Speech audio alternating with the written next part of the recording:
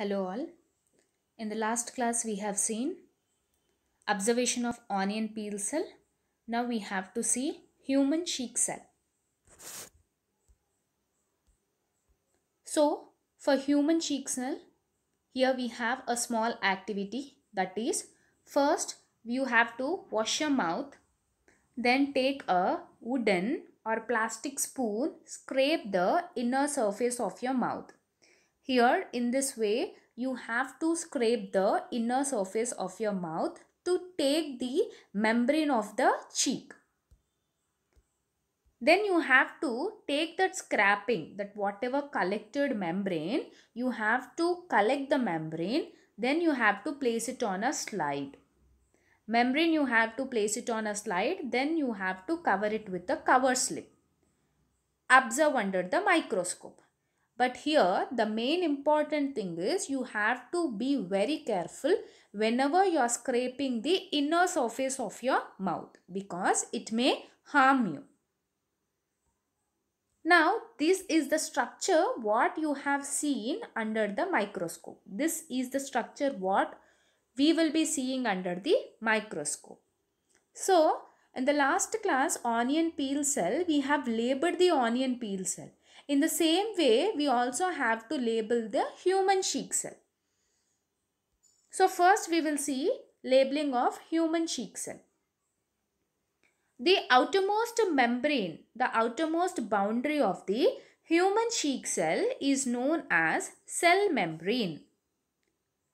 The outermost membrane or boundary of a human cheek cell is known as cell membrane. And the central round structure, whatever it is present, this is known as nucleus. And the fluid or the liquid material which is present inside the nucleus is known as cytoplasm. So these are the three structures what you have seen, what we are seeing in the human cheek cell. In the last class you also have seen onion peel cell experiment. So there once I want to show you the outer boundary of onion peel cell is cell wall. But the outer boundary of human cheek cell is cell membrane. So this is the major difference what you have to notice in onion peel cell and human cheek cell. Cell membrane, nucleus and cytoplasm. The difference is cell wall in plant cell and cell membrane in the human cheek cell. So this is all about your human cheek cell. Now we will be knowing the difference between onion peel cell and cheek cell. What are other differences present in onion peel cell and cheek cell? First, I'll go back to onion peel cell. Here if you see, first I'll talk about structure or shape of the cell. I'll talk about the structure or shape of the cell. If you see the structure of the cell, in the onion peel cell, it is rectangular in shape. It is rectangular in shape or structure. If you see in human cheek cell, the shape or structure is irregular. It is not circular, complete circular, but it is irregular in shape. So onion peel cell, it is rectangular in shape, and human cheek cell, it is irregular in shape. Now coming back to, if you see here, second point, that is nucleus, position of the nucleus or location of the nucleus. If you see the nucleus in the onion peel cell, it is placed at the periphery. Periphery means sides of the cell. It is placed to the side of a cell. If you see the nucleus in the human cheek cell, second point, the position of the nucleus in human cheek cell, it is almost at the center. It is almost at the center. So nucleus in the onion peel cell is at periphery. Periphery means to the sides. Here you can see almost the nucleus is situated at the side of the cell. But here if you see in animal or human cheek cell, nucleus is at center of the cell. Okay. And now third difference. What is the third difference we have to observe here? Third difference is, if you see, all the cells in the onion peel cells are tightly packed. All the cells in the onion peel cells are tightly packed. There is no space between cell to cell. All cells are tightly packed. If you see in human cheek cell, it is not so tightly packed. It is loosely packed. You can see the space in between the cells. So it is loosely packed. And the fourth and most important difference in onion peel cell is, here we have cell wall. The outermost layer of the cell in onion peel cell is cell wall, and the outermost cell in the human cheek cell is cell membrane. So this is the fourth difference what we can find. So first difference is shape or structure of the cell. Second is the position of the nucleus, where it is situated. In onion peel cell it is at periphery, and human cheek cell it is at center. And the third point is tightly packed.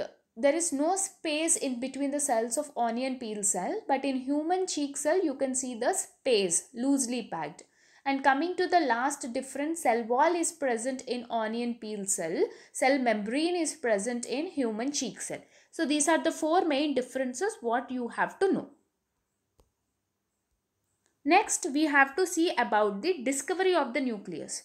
We already have seen who discovered cell. Robert Hooke discovered cell.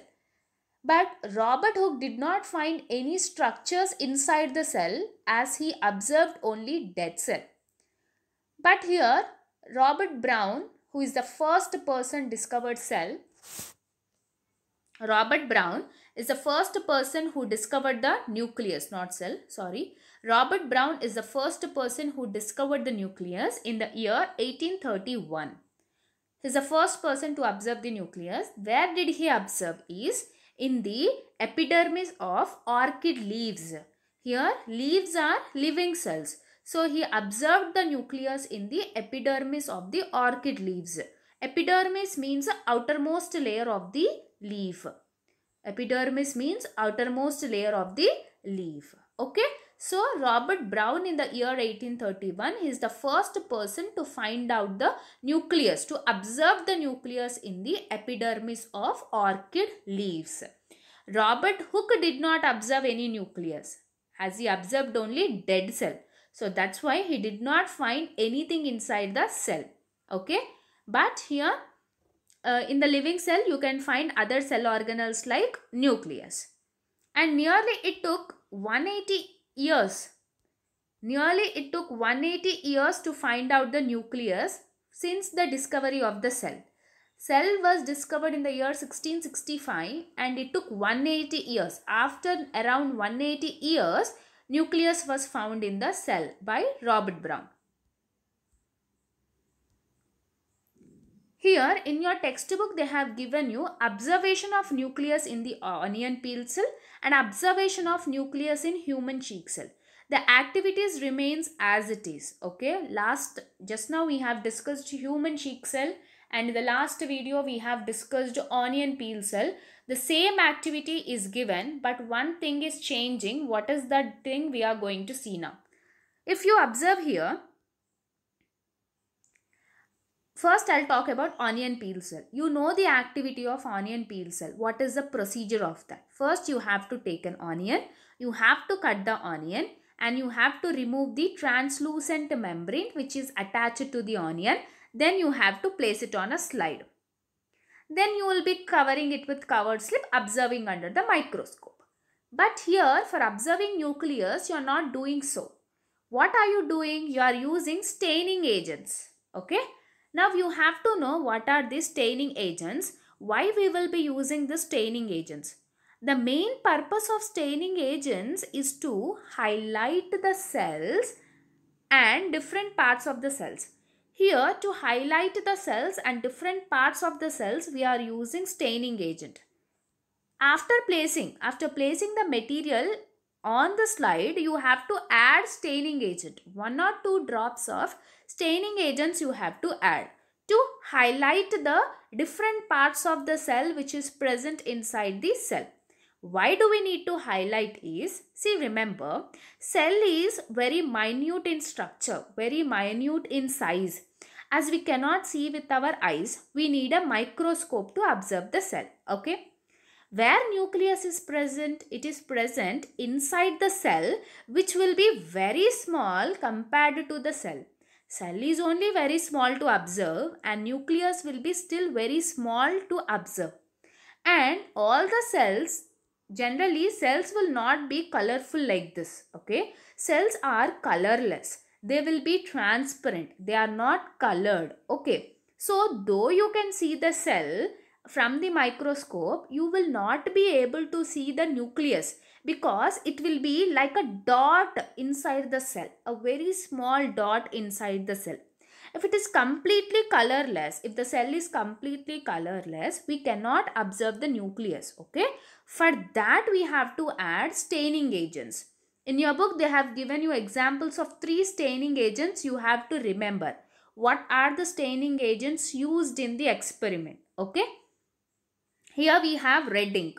Red ink is nothing but if you add red ink staining agent, it gives red color. Nucleus will absorb the color, red color, and it will appear like a red dot under the microscope. Okay, if you add red ink.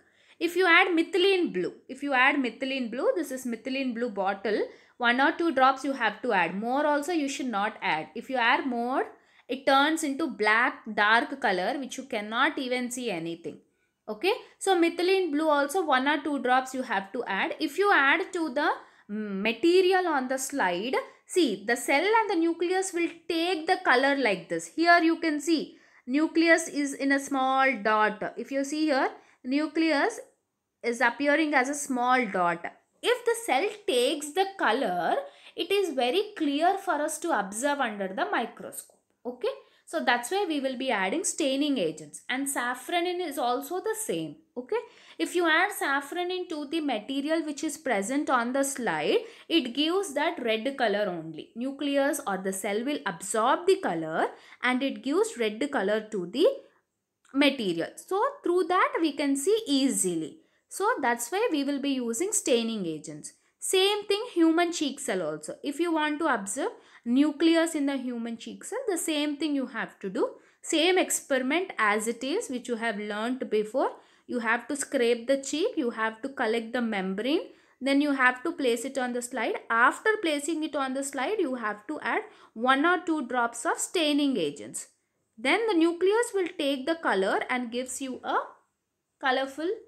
You can observe the nucleus which is very small. If you want, here you can see an onion peel cell.